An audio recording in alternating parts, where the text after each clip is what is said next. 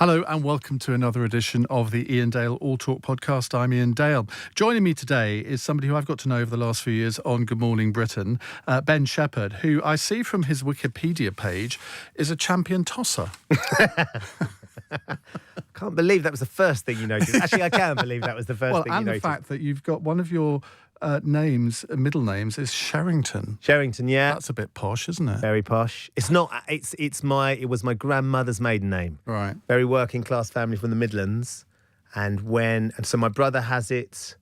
I've got it. My two boys have got it now as well. So it's, you inflicted it on them. Yeah, quite. Because of course, when I was going through school, Keeping Up Appearances was up, and she named her son Sheridan, I think, or something like that. So all I got with grief was that my parents were sort of super posh. I have to say, my middle name is Campbell, and all of the first sons down the generations are always called Campbell. So of course I was Campbell Soup at school, obviously. Yeah. But I do now. As a grown adult with children, I love the fact that I've got my grandmother's maiden name within my name. But it very rarely gets used. We're all shepherds, really. We should explain that you're a champion pancake tosser. In fact, you held the world record for pancake tossing for the whole of one day. One day. It was particularly spectacular, though. I don't know if you know how many tosses I managed in a minute. No, I don't. 118. That's quite a lot. That's two a second. Yes, Iain Dale, yes. This is the technique that I was able to display. My tossing was second to none at the time. Unfortunately, Aldo Zilli, another one of your looky-likeys, is a bigger tosser than me. And Aldo took it, I think he got it the next day. So it didn't last very long, but one that I'm still very proud to hold. See, the thing about you and me is we have the same sense of humour, don't we, basically? And if either one of us says something that is even the remotest kind of double entendre on Good Morning Britain, the other one just looks, with that look, and we try not to corpse. I don't know what you mean, Iain Dale. That would never be me. I'm far too professional. I just know it's you and Jackie as you come in and your particular brand of, for the many, humour that seeps in many ways. It does a little bit. Onto the desk. Yeah. Brilliantly so. Now, we'll talk about your career a little bit later, but I want to talk about the book that you've brought out. It's called Humble Heroes, Inspirational Stories of Hope, Heart and Humanity. And this really all stems from the charitable work that you do for Pride of Britain and the fact you're a judge on Pride of Britain. And I was reading the introduction, and the way you describe some of the heroic things that people do. And also there's one person, unfortunately I can't remember which one it was now, one person who's whispered to you on stage when you were presenting the awards that I feel a complete fraud. And I wonder whether that's actually quite a common thing, not just in these awards, but every award, where somebody wins something and they kind of feel as if somebody else should have won it. I think it's very rare, isn't it, that particularly in this world, that the people being nominated, being recognised, ever are doing it. Their endeavours and their commitment and whatever it is they're trying to achieve is never done for recognition, for personal recognition and glory. And that's certainly the case. I found it over and over again, the very nature of Humble Heroes. And this whole book came about because certainly during the pandemic, everything was looking very bleak. And we were having a lot of bad news, and I found myself being drawn towards much more positive stories. I needed that. I needed to feed part of me that sort of held on to a bit of hope that things were going to improve.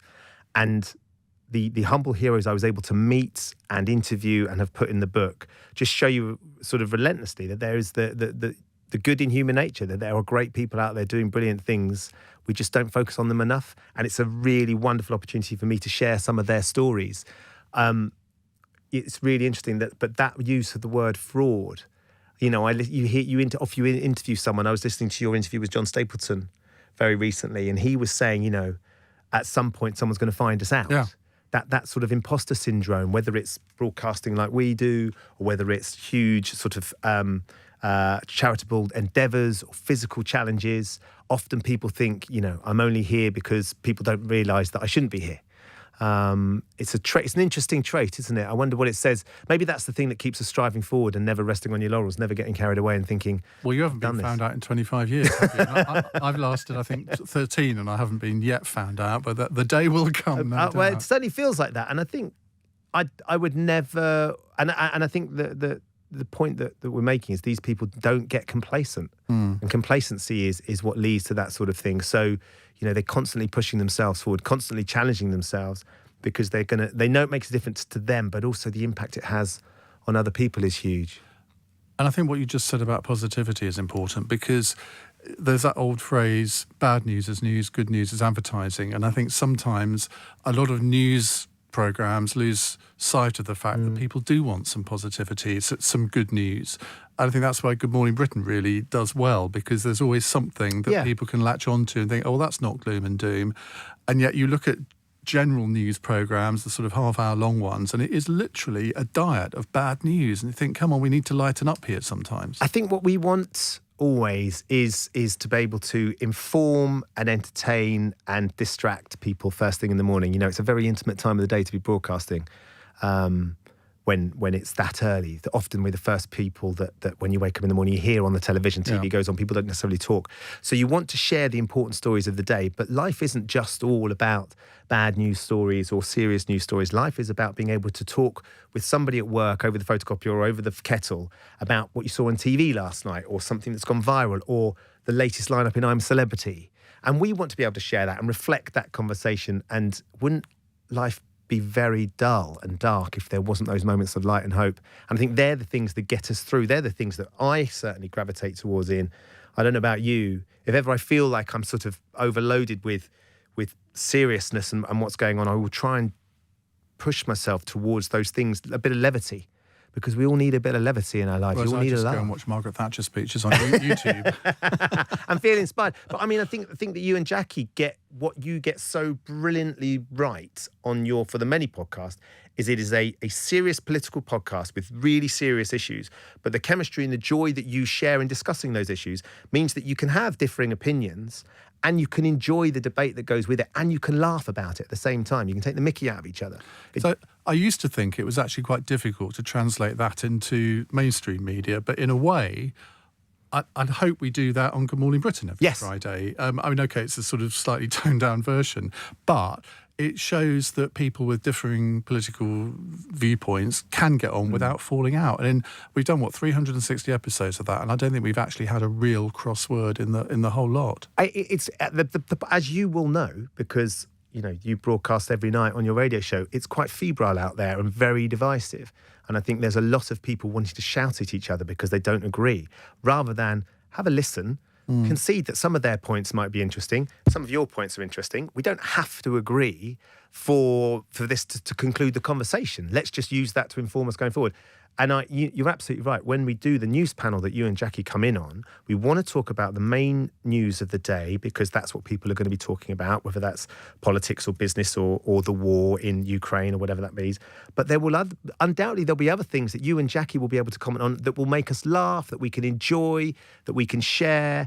And that might be a sort of a serious news story with a funny sort of tone to it or something like that. And that is what life is. Life isn't just one long, serious news story, is it? It's a lot of moments of different sort of senses of energy and humour. Well, let's talk about a couple of the people that you write about in the book. Let's start with Errol McKellar.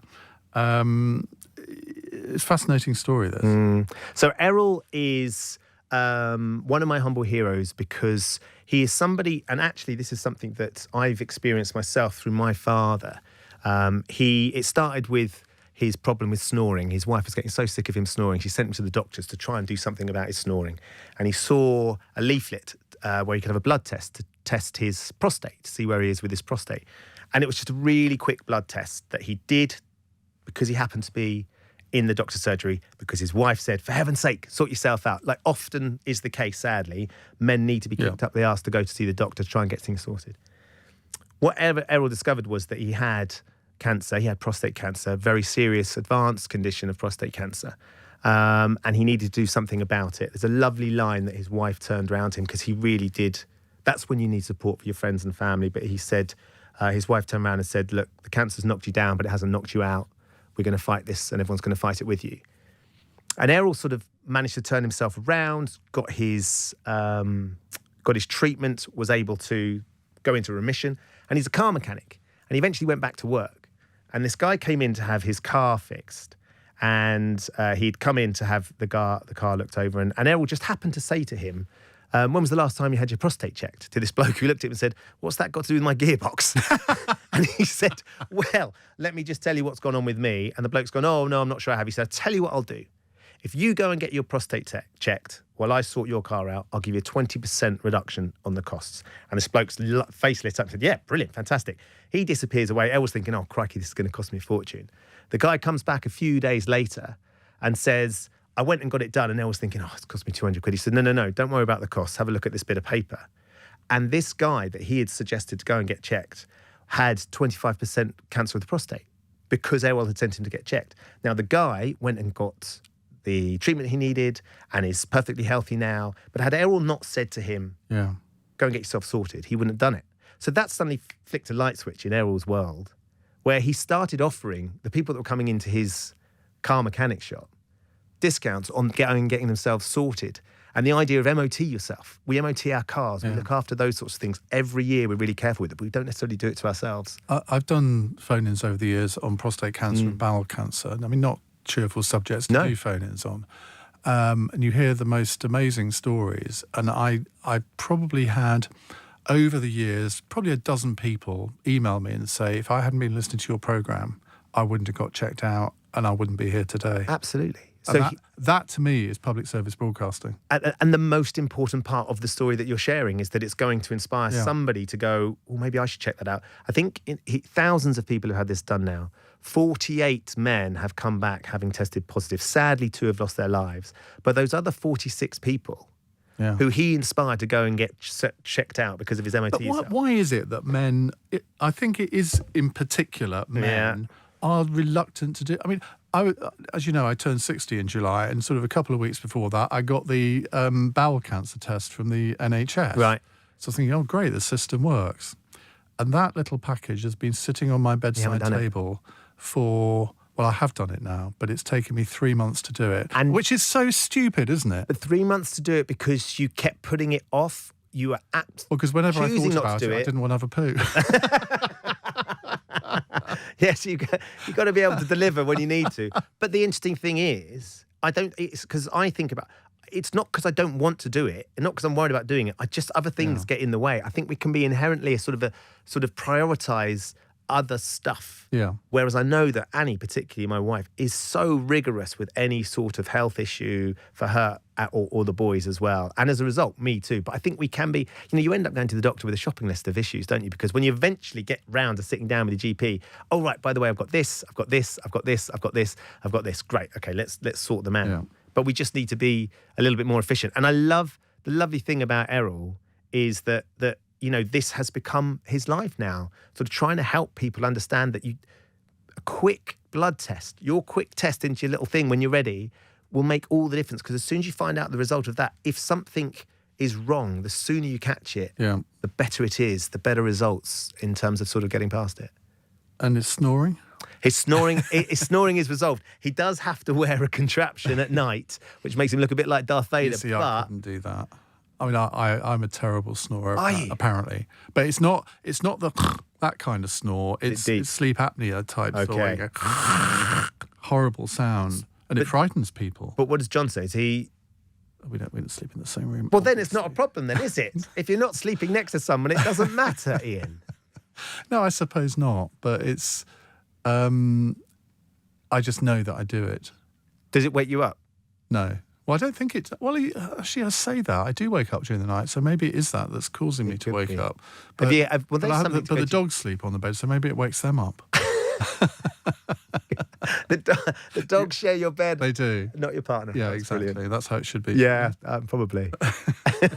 But he's great, and I urge anybody listening, like you saying, if you're, and I thought, when you very kindly invited me on, I thought, who would be the best stories to share? And I thought Errol would be brilliant with regards to the people that listen to his podcast. Because my dad, I sat down in the pub with a few of my mates when I was probably about 10 years ago. So I was mid-30s, and my dad would have been sort of mid-60s at the time. And I sat down with 4 mates, and one of them said, oh, you wouldn't believe this, my dad's just been diagnosed with prostate cancer. And then 3 of us around the table, there are 4 of us, 3 of us said, so is mine, and so is mine. And all of our dads at the same time had been diagnosed with prostate cancer, sort of at their mid to late 50s, early 60s.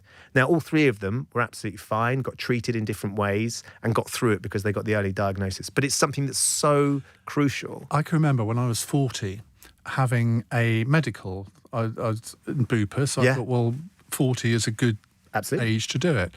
So I went along and had all of these different tests, and then it came to the prostate bit, and the guy said, well, you don't really need to have this until you're 60, so you don't want to do this, do you? And of course, like an idiot, I said no. And you think, well, I mean, I think it costs like 350 quid. Yeah. Well, why would he even give you the option of... That's weird, isn't it? Because I mean, I don't know if they would do that now. I hope not. I mean, that was a few years ago. It was a few years ago, yeah. And maybe they would of my life ago. Thank you. Yeah. But maybe they would be more rigorous. Literally, it's a funny thing though, because actually going and doing those things, you want to make it as quick and painless as possible, and that's a moment that's quite uncomfortable, obviously. So if someone says, "Oh no, it's all right, we don't really need to do that," you go, "Great, fine." Exactly. You're the doctor, you know best. Yeah. And that was my attitude, I suppose. Yeah. When you're on the stage handing out these awards, and you're having to, I mean, you are the host. Your job is, you're doing a professional job. Have you ever come close to losing it? Because it is a very emotional thing, these kinds of ceremonies. So the start of the book. So I'm on the judging panel with Pride of Britain, and we give away an award for Good Morning Britain, the Young Fundraiser of the Year, which we've just done for the most recent Pride of Britain. But I also host the Pride of Sport.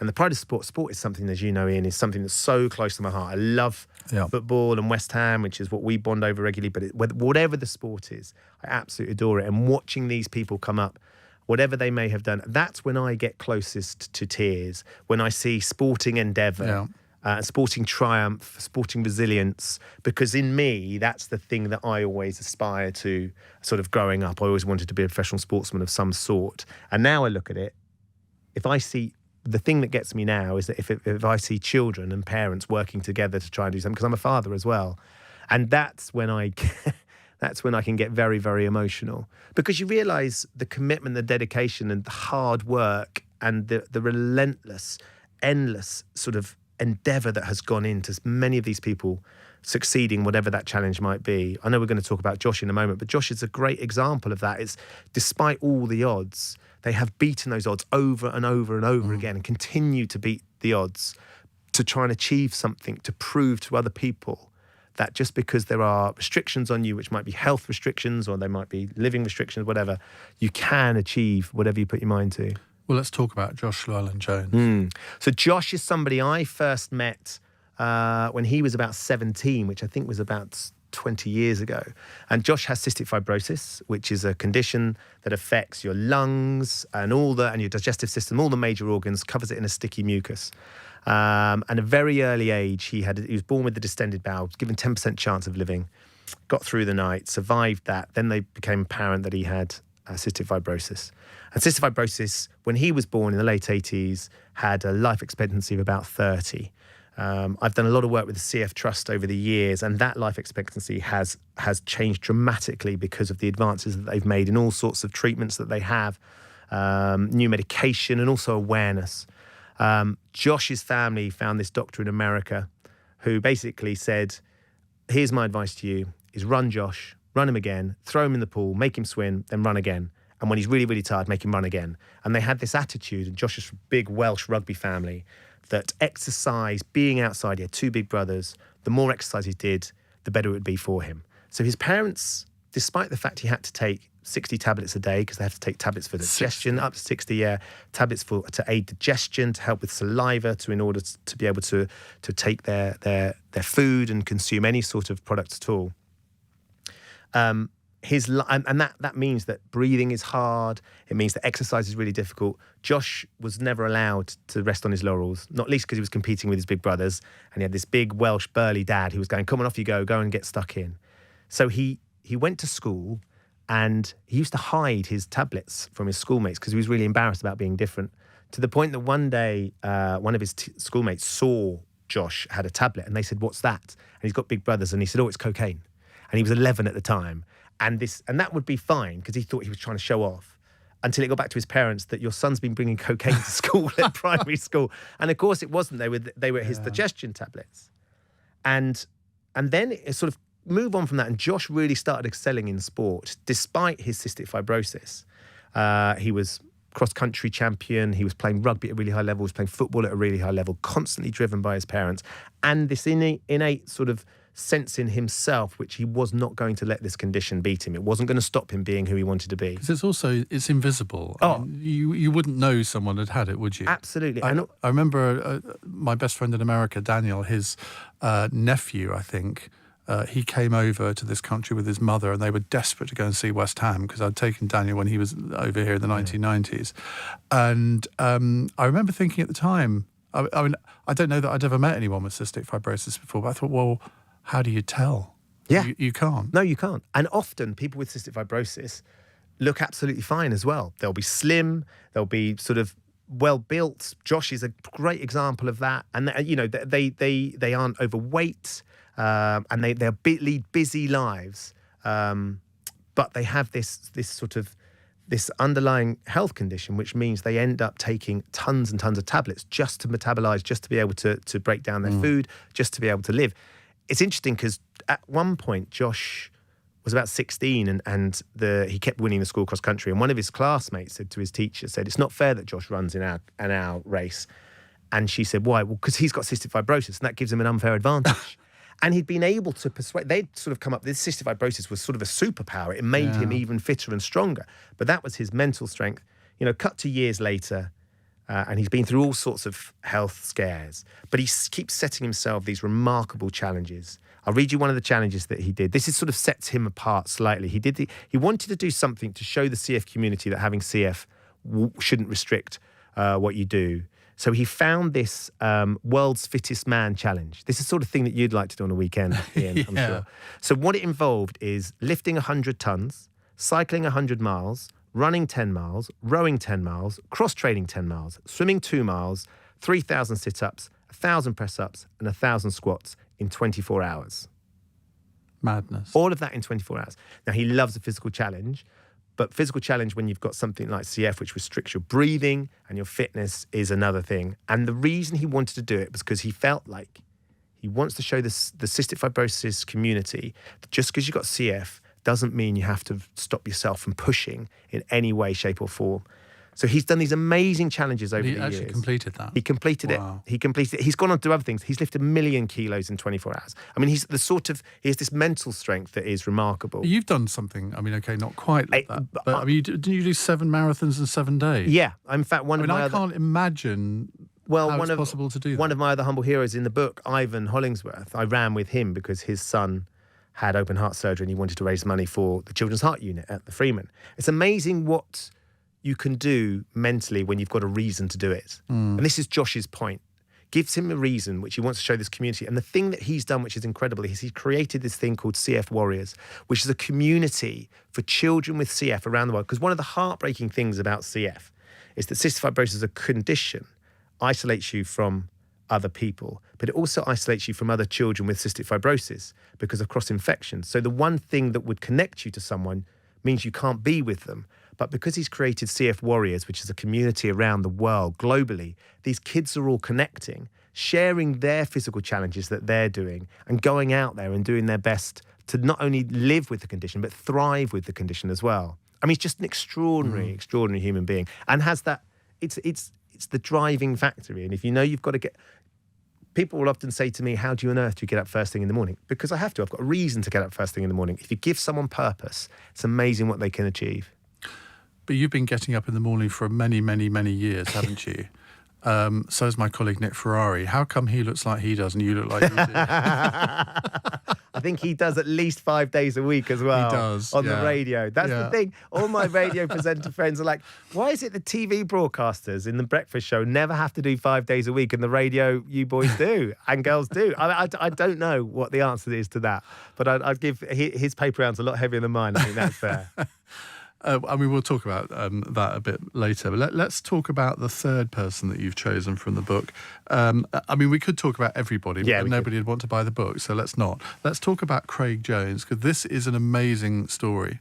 So Craig Jones was the first openly gay officer in the Navy, and a young man who grew up on the South Coast, had frigates on his wall as a boy growing up, like I had sort of West Ham strikers, McAvenny and Cotty and all that sort of. He had frigates and boats and submarines. All he ever wanted to do was join the Navy. When he was old enough at 17, he went to recruitment, didn't get in. They said, "You're not quite ready yet, Mr. Jones, come back." Joined at 20. It was the one thing he'd always wanted to do. Got the career of his dreams joining the Navy at 20 years old.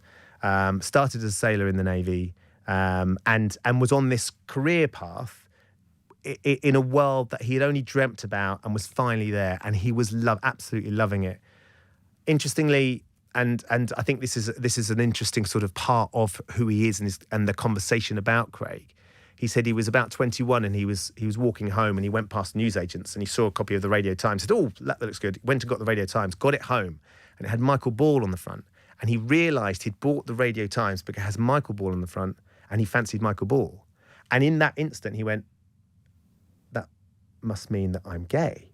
Now, at that stage in his life, he had not dwelt on his sexuality. When we talked about it, he said there was no reason for him to believe that he was gay at that stage, but this was the first tangible sign to him, quite late on, I should imagine, and maybe you can talk more about that, but for him to realise that, oh my goodness, because the reason that was important was because homosexuality was illegal in the military until the year 2000. Yeah. So this was the early 90s, and all of a sudden, he's realised this dream job that he had, that he'd only ever wanted to do, that he'd finally achieved, was massively under threat because of his sexuality. And the fascinating thing about his journey through the Navy and what eventually he managed to help change, there's a few moments through his career.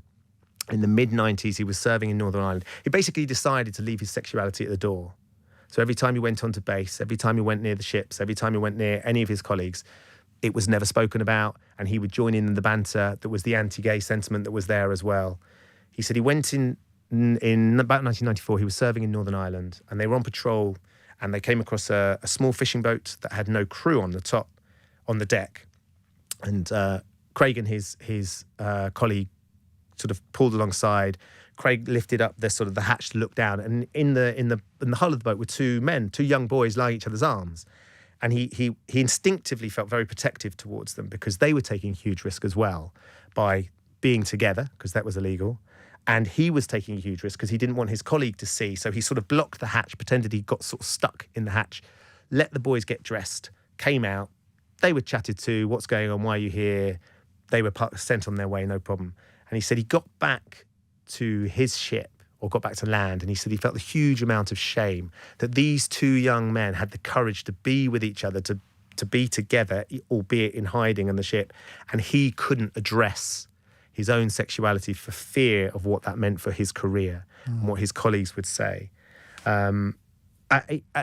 Charting his journey through the rest of the 90s and horrendous moments for him, there was a point where, and you may well remember this, in the late 90s, and I just wrote this down because I wanted to make sure that I got it right, that there was a letter in the Daily Mail that was printed by the first Sea Lord at the time.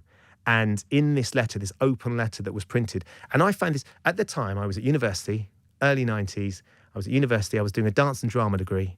In my naivety, people's sexuality was neither here and there. I was surrounded by people from all different shapes and sizes and backgrounds. And doing that degree, everyone assumed you were gay anyway. Absolutely. Yeah, absolutely. And that was the wonderful thing. It didn't bother me for a moment. Yeah. I loved it. I loved the fact that I had me and 16 girls and I could play rugby and I could there was no concern and it was never an issue for me. And yet here was this guy doing this dream job in the military that couldn't be himself. And the first Sea Lord wrote an open letter in the Daily Mail saying that he hoped he would never have to serve with queers and lesbians. That was in the letter. And Craig said, and he describes it in the book as his Judas moment, he said to all of his colleagues around there, "I hope I never have to serve with them too." Because he was so concerned. He said what would happen is people would disappear on the weekend and they wouldn't come back. If anyone had found out, he would have been dishonorably discharged. He would have had his medals unceremoniously ripped from his uniform. It was fear that he was living with, that people would know who he was. And as he goes on to say, the idea that gay and lesbian soldiers and sailors hadn't been in the army is absolutely preposterous. They've been serving for 500 years alongside everybody else and doing an amazing job. It's just the army and the navy hadn't come round to the realisation that didn't make them any weaker. and they were a huge asset to both those services. So it sort of goes on from there. 2000, eventually, the ban was lifted. 2000, I mean, it's only 20 odd years ago. It's extraordinary now when you think about it. Well, there was a stereotype, wasn't there? And I think there still is to an extent, where if you don't know anyone that's gay, you kind of automatically assume that gay men want to shag every other man that they meet. And it's just not true. It's the same for straight people as gay. There are some people you fancy, there are some people you don't. But it all goes down to the fear of sort of predatory men. And okay, and there are predatory gay men, just as there are predatory straight men. Absolutely. Yeah, undoubtedly. And it's that lack of understanding and fear of what people sort of think they don't know. Because anybody that says, I don't know any gay people, that's not true. They will know gay people, they just might not know they're gay.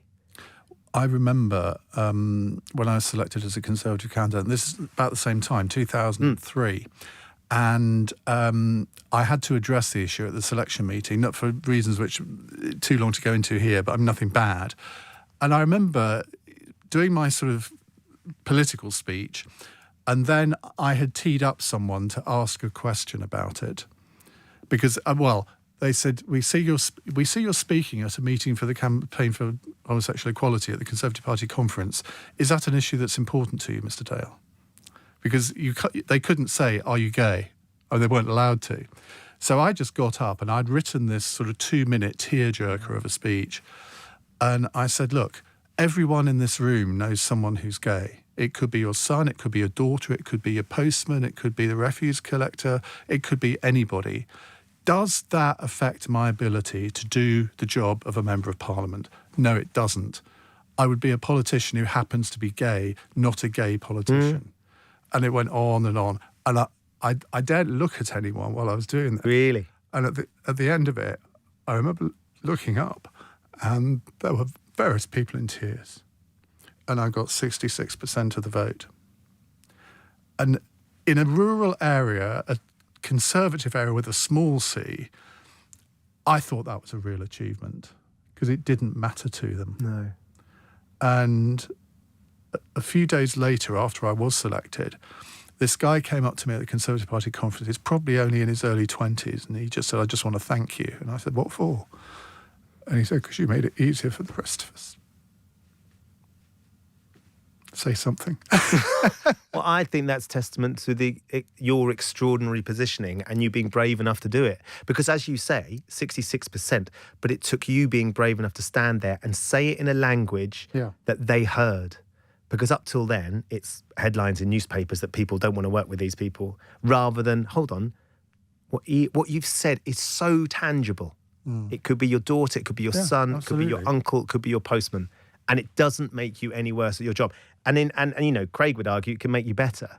And he said ultimately he's not in the Navy anymore, but the Navy were the first military force to parade at Pride in uniform, and sort of moments like that along the way. How gay is that? Isn't it just? But to take great honour and pride that not only did they parade as the Royal Navy, but they were going to be in their uniform as well, because the Navy themselves were hugely proud to have these naval officers. But it's like with any social reform, isn't it? That the heavens don't open. There aren't plagues of locusts. No. People just get on with it. It's like gay adoption or equal marriage. Yeah. It's actually worked. And nobody flinches now when you talk about 2 men or 2 women getting married. No. I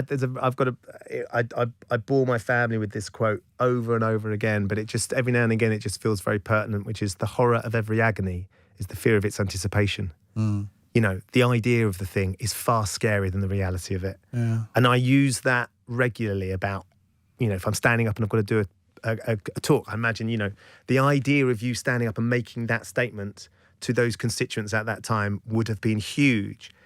And the fallout from it was wonderful because it was so affirming and they heard your message, and it was unbelievably important, not just to you, but to that community as well. You've changed the landscape there, not least because that young lad that came to you. The problem is, though, when you become the first to do something, and I was the first to tell a selection committee before the vote that I was going, a lot of people had done it afterwards.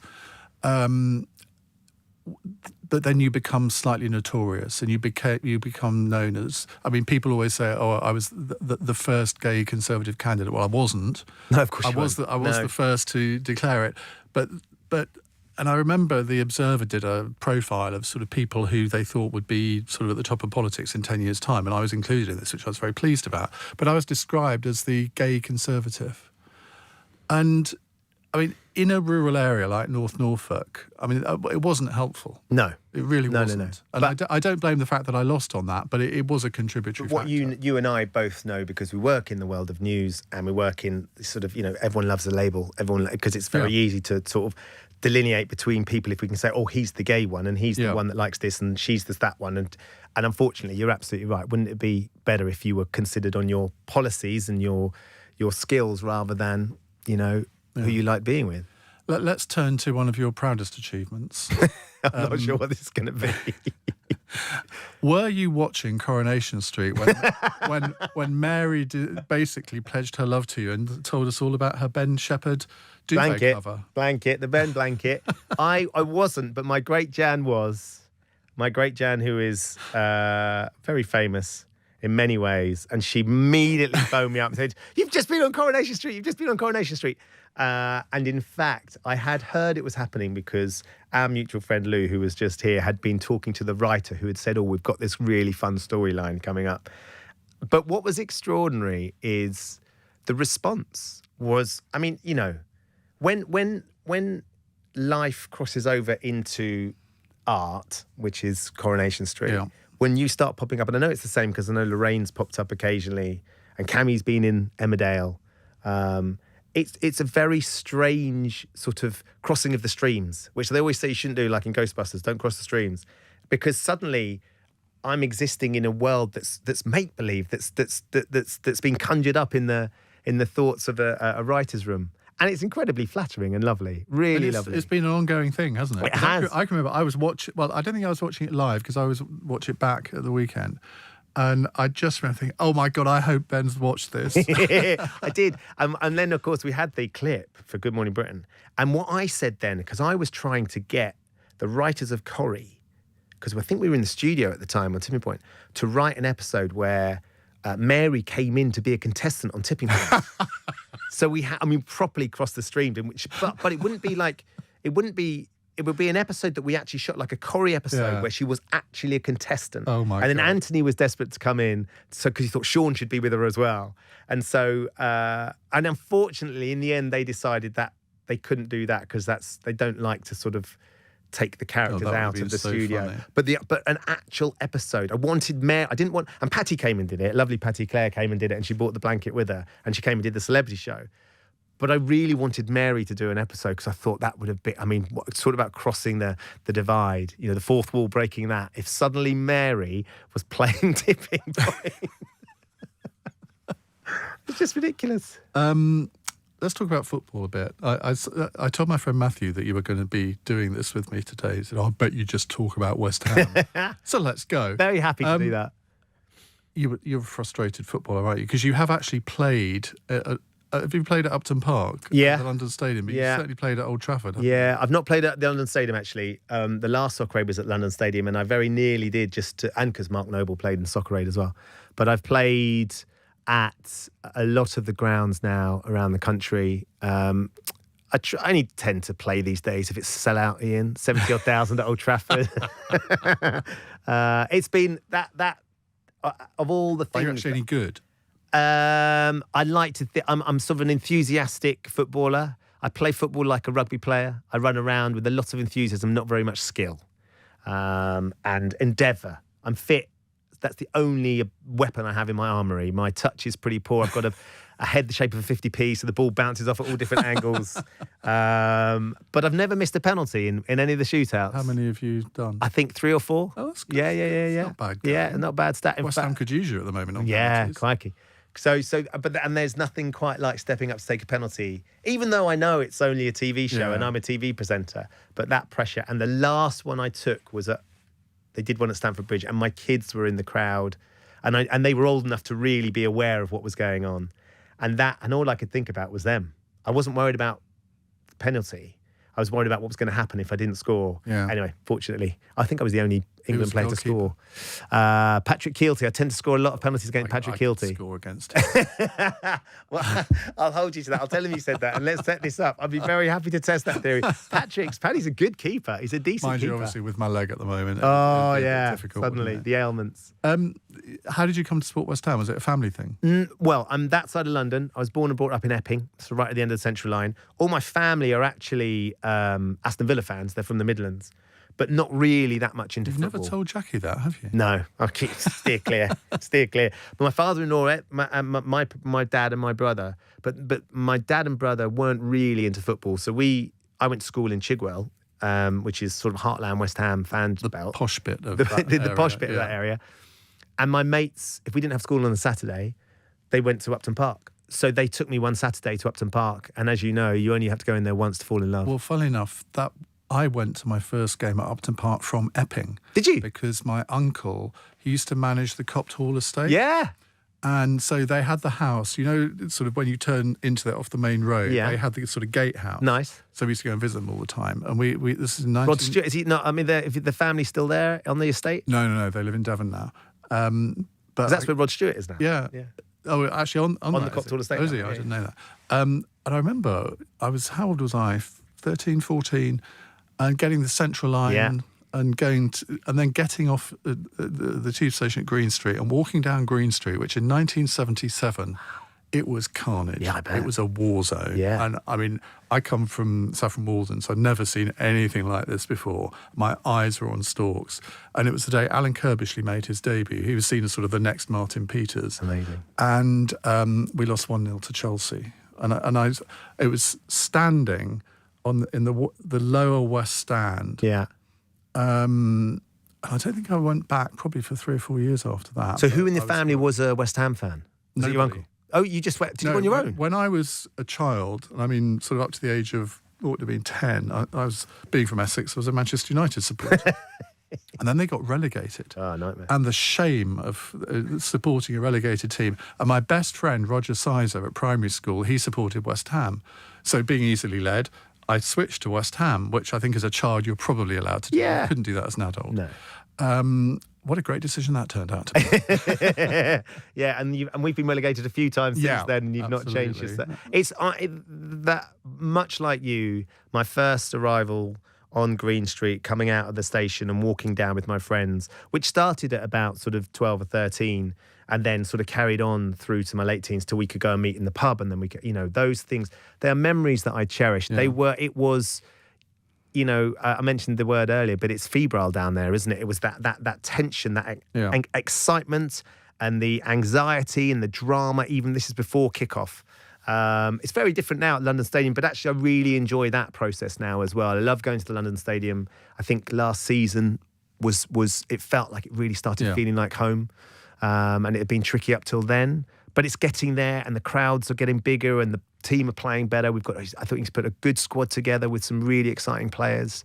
And it's years ago when the boys were little, Jack had football on a Saturday, and he came downstairs in his kit, and he didn't have his West Ham shirt on. I said, "Why haven't you got your West Ham shirt?" He said, "Oh, I couldn't find it." I went upstairs, and he'd hidden it under his pillow. Oh, no. And I've gone, "Why have you hidden this?" And he said, "All my friends teased me to become a West Ham fan. They're all Manchester City fans." It was the year we finished sixth, and Dimitri Payet was. And I said, "It's never going to be this good. It's been really bad. This is the time it's." Anyway, so for that rest of that season, me and Sam, his big brother, wouldn't let him support West Ham. Anyway, since that day, they both love the fact that they support West Ham now, because it feels like, it's got a bit more heart, it's a bit more belief, That would have been terrible for you, though, if he'd switched. Oh, no. Yeah, we wouldn't have let him switch.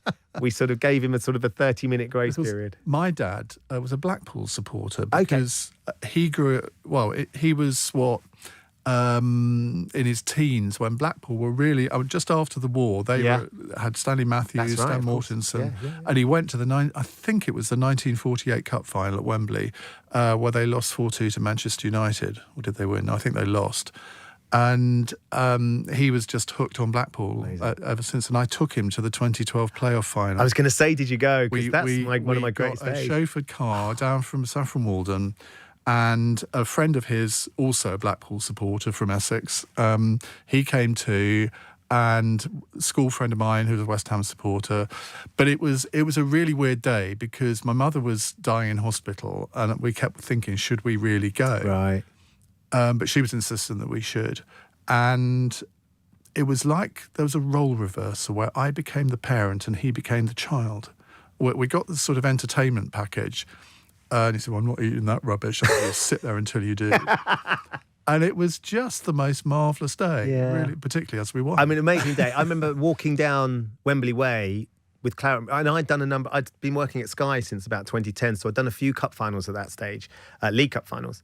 I can remember walking down Wembley Way and the colours were claret and blue. Obviously, there was some orange there for Blackpool. And the statue of Bobby Moore draped in West Ham's shirt and a West Ham scarf, and people singing Bubbles at Wembley. It was the sort of dream that I'd only ever imagined, because the FA Cup finals and the playoff finals previously had been at the Millennium Stadium. Yeah. So we'd not been able to be, but being at Wembley that day, and of course, we were the favourites on the day, and I've got a picture from the day at full time of the whistle, and it's one of my most cherished moments because you can't believe we've done it. And to see West Ham lift a trophy, we didn't win the that championship that year, but we lifted a trophy at Wembley. It was everything I'd hoped it would be, to see your team win a match at Wembley and lift a trophy. I felt like that at a match that we lost, the 2006 Cup final in Cardiff, where it was just the most amazing match. And I remember walking out of the stadium thinking, well, we really won that. And Liverpool fans would come and say, oh, mate, you did so well. I thought, Steven Gerrard. Patronising can Those you get? goals. But it was just the most, apart from the ending, the most perfect day. And I'd actually given my ticket away, because a friend of mine who'd been going to West Ham since 1958 hadn't got a ticket. And like a fool, I gave him mine. And I think I wrote about it somewhere, and Dennis Campbell of The Guardian, he rang me up, he said, I'm going to get you a ticket if it's the last thing I do. And he did. Amazing. And it was remarkable, wasn't it? 2-0 up. Because I wasn't able to go because we were shooting Soccer Aid at the time. Oh, my God. We were shooting Soccer Aid, and they said, no, you can't, because at the time we did loads of training. So the game was coming up, and this was the Saturday before. And I was like, yeah, but I'll just go down. I'll go down to Cardiff and I'll come back. No, if you want to play in this match at Old Trafford, then you can't do it. And of course, so I sat and I watched the game. I remember watching it with John Barnes, and I was watching it with Jamie Redknapp. And we were all watching it together. Terry Venables was our coach at the time. So that everybody was there.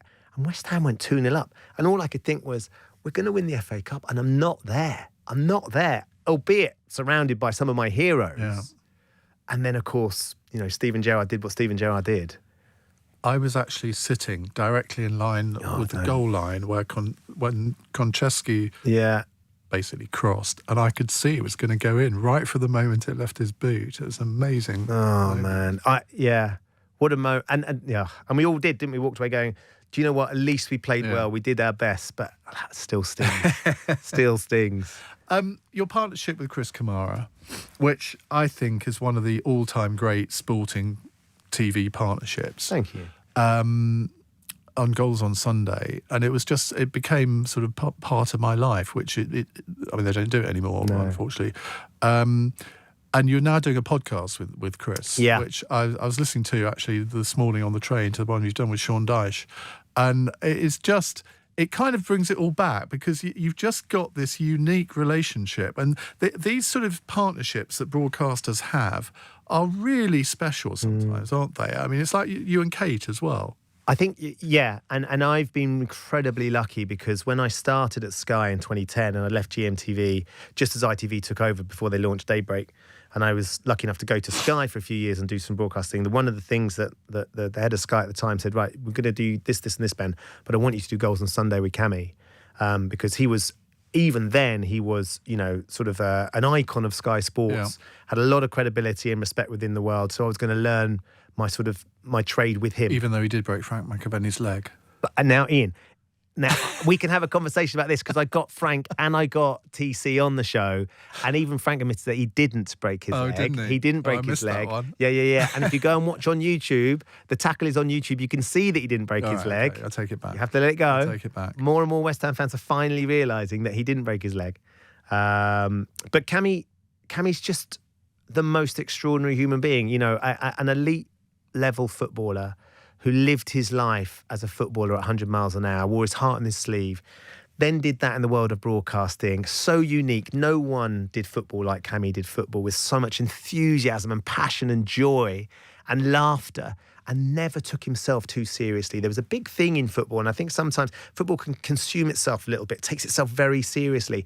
But of course, you go to the football with your mates, everyone does, and laughs. They enjoy themselves. They can say silly things and take the mick out of each other. And I think that's the thing that Cammy has always done brilliantly. He's had a great sense of humour about his love of football, but also his ability to laugh at himself when he's doing that. And I have been incredibly lucky to work with him for, 12 years now, on and off. So the chance to bring the Proper Football podcast back with him has just been a joy, because it's all the best bits from Goals on Sunday, which was the chat and the interview, the career stuff.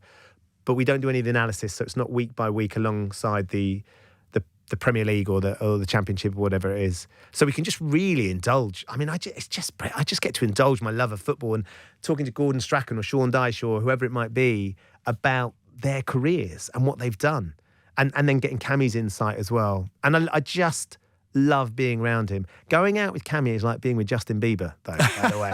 Honestly, you can't go down the street without people stopping him. He has a bit of a disguise that he puts on occasionally, and even with this disguise on, he still looks like Cammy. He's so identifiable as Cammy. And as a kid, he was a big Middlesbrough fan as a kid. The Middlesbrough captain turned him down for an autograph when he was little. He'd been waiting for an hour and a half in the rain. The guy had to run off. And he said at that point, he said, if ever I get to the point where I can sign autographs, I'm never not going to sign one for someone. And to this day, he refuses to not sign an autograph if someone asks, even if I'm going spare, going, Cammy, we're going to be late. We've got to start recording. No, I'm going to sign this autograph. Every single person. Promise you, it's like being out with a Hollywood A-lister. It's just lovely. The love for that man is extraordinary. You must get a lot of public recognition, though. Is that something that you enjoy? To be honest, I had this conversation with someone yesterday. It's occasionally it can happen, and if it does, usually people are really lovely and very friendly and nice. But I think, I can go about my business. People often expect me to be in a suit and a shirt and tie. I noticed that actually a few weeks ago. I came back on the train and I'd been dressed up for a dinner or something, and I was much more noticeable in a suit and a shirt than I would be if I'm in jeans and a T-shirt. People don't expect to see you like that. And sort of out of context, it's amazing how many people get on the train and go, oh, how are you? Yeah. Did you go to the Christmas party? No, I didn't go to the Christmas party. How was it? Yeah, it was great. Well, so-and-so got really drunk. Then they get off and then they realise that they don't know me from work. They know me off the telly. So you get a little bit of that occasionally. But I wouldn't let it get in the way of what I'm doing. And one of the things I really enjoy is meeting people and speaking to people. So usually, I'd say 99% of the time, people are just absolutely lovely. Let's talk about Kate. Yes, let's talk about Kate. Your on-screen partnership with her, I think, is brilliant in that you clearly really, really get on with each other. And you sort of, each of you have your own little ways. And but I mean, obviously she's been through a terrible time over the past 2 or 3 years, which, I mean, I've talked to her about on my show. You've been a huge support to her, I think, haven't you?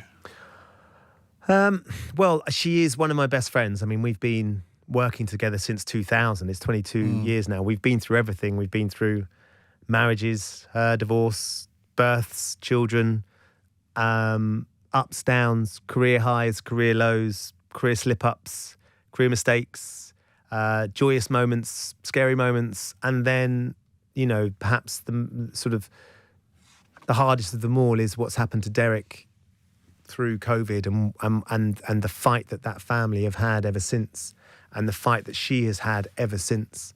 I think she's remarkable. I love working with her, Iain. There's some magic in Kate Garraway that I don't think people really appreciate. She doesn't get the credit for as well a lot of the time. And there's some madness in there, undoubtedly, as well, which drives me right up the bend. But I wouldn't change, because it's, I am better at my job because I work with people like Kate, and I get the chance to work with people like Kate. She certainly makes me want to be better at my job. And the brilliant thing, it's like you and, the chemistry that you and Jackie have found on your podcast. One of the most important things about doing live television is your trust in the person alongside you. That if you drop the ball, they're going to catch it for you. or that if you can see something coming that they perhaps haven't seen because something's changed, it's live, that they can help you out. And, you know, I have that implicit trust that... her alarm will go off. Yeah, the alarm will go off. She'll land me in it at some point, and I'll be catching the ball throughout the whole show. But the thing is, it's a bit like Cammy as well, that when if he does something that broadcasting purists would sort of slightly frown at, what you've always got to remember is that the audience loves it. Yes, absolutely, because that's real. Yeah. That's the bit that's real. The rest of it can feel quite sterile and straight. And if you can be a little bit more real, then you're much more relatable. And I think that's one of the things that I you know, we just have such a laugh. Kate and I have had such a laugh. It's been really difficult for her, and and the documentaries. I'm so proud that the viewers have been drawn to those documentaries, and they have sort of voted for her for the National TV Award. Not for her, but for the voice that she's being able to give to the world of social care, which is absolutely on its knees. I know how important the carers in her life are for her and Derek now, and that she is getting some credit for that. But that just scratches the surface, Iain, of you know, that constant battle she has while she's juggling being a mum, really important to two teenagers, and trying to hold down the professional career as well, because she's got bills to pay, she's got to look after everybody. You know, there's an incredible amount of pressure that she has to deal with. The amount of balls that she's got in the air at any one time is remarkable. I don't know how she does it at times, like genuinely. I have said that to her. I said, I do not know how you get through. She's so present. That's one of the things I think that's magic about her. She's so in the moment. She deals with everything right then, right there. She's brilliant at being that person, and is sort of pretty unique in the world of broadcasting as well. What haven't you done in broadcasting that you would really like to do? Cool. I think one of the things that I haven't done, I would love to do more travel. I did a fair bit to start with, but I haven't done much for a while, and I wanted to stop because the boys were at an age where I wanted to be at home. I'd love to do some more travel and go and do a bit of exploring. But there's not a lot of things. I've been lucky enough. I've been so lucky. I've been able to do a number of different things along the way. You know, I don't think I ever really envisaged myself hosting a quiz, and now I've got this quiz that is just the most important part of my life and my family's life. And not a day goes by without someone stopping me on the street to tell me about a story of someone they know that's been on Tipping Point, or a story to do with Tipping Point, or their kids love Tipping Point, or their grandparents love Tipping Point. And I you know, that is to have the opportunity to host a show like that is a real privilege. And then to do the breakfast show, working alongside Susanna through everything after the Queen died. You know, there are moments in broadcasting where, as broadcasters, you want to be involved in those moments because they're the test. That's where you really have to be on your game, because there is a lot of eyes on it, there's a lot of focus, and you want to get it right. Susanna's another person that working with Susanna is like a masterclass. I think she really is brilliant at what she does, and I think I've learned so much from her since we started working together in 2014. But travel had certainly, I've sort of done the sports thing. I do a bit more of sport, but I hosted a great show, a great thing called Rugby X, which was just before pandemic, which was a new version of rugby indoors with fireworks and stuff. I've never really got rugby. Oh, I'll have to take you to Twickenham, Iain. No, I have been to Twickenham, probably back, when was it? Would it have been in the 1990s, a couple of times. And I've never heard the national anthem sung like it. It's just amazing. But I think I annoyed all my friends because they would have this sort of rugby lads weekend, and sort of I'd go along, not really fitting in. And I would just sort of keep nudging and saying, why did you do that? Yeah. What's the rule there? Because I did play it at school, but I didn't like it. The rules are super complicated. Don't get me wrong. I totally agree that the rules can be super complicated if you're coming to it without any idea. But the thing that they have now, I'm not sure they had then, is they have ref link now, so you can hear what the ref's saying, which is what an amazing thing. I mean, they're so far advanced of the world of football, by the way, being able to hear what the refs, I mean, we can go on about that for ages, but so you can hear why the ref's making that decision, and that really helps you understand what's going on if you're not a rugby sort of aficionado. But I just, you know, being part of those moments, being part of those big events, that would be, so a bit more travel if I could, a bit more exploration around the world, meeting people. And, you know, that's the other thing, is I've sort of, like a Wicker's World, that sort of thing. Do you remember you used to go off and meet extraordinary people around the world who were doing crazy things? I'd love to do a bit of that. There's lots of people out there doing mad, crazy, brilliant things. that are sort of so alien to us, to go and understand them. A mixture of people and travel, that wouldn't be bad. Ben Shephard, it's been an absolute pleasure. Thank you so much for coming on the podcast. Ben's book is called Humble Heroes, Inspirational Stories of Hope, Heart and Humanity. I suppose this is the ultimate sales pitch. It is a great Christmas present book, isn't it? Particularly, I think, if somebody's maybe going through a difficult time and they want to be inspired and maybe moved, it's a great present for them. I totally agree. Obviously, I'm going to agree. But I totally agree. I think the thing about it, Iain, if I can just... it's the shot in the arm we need right now, because it's a bit bleak at times.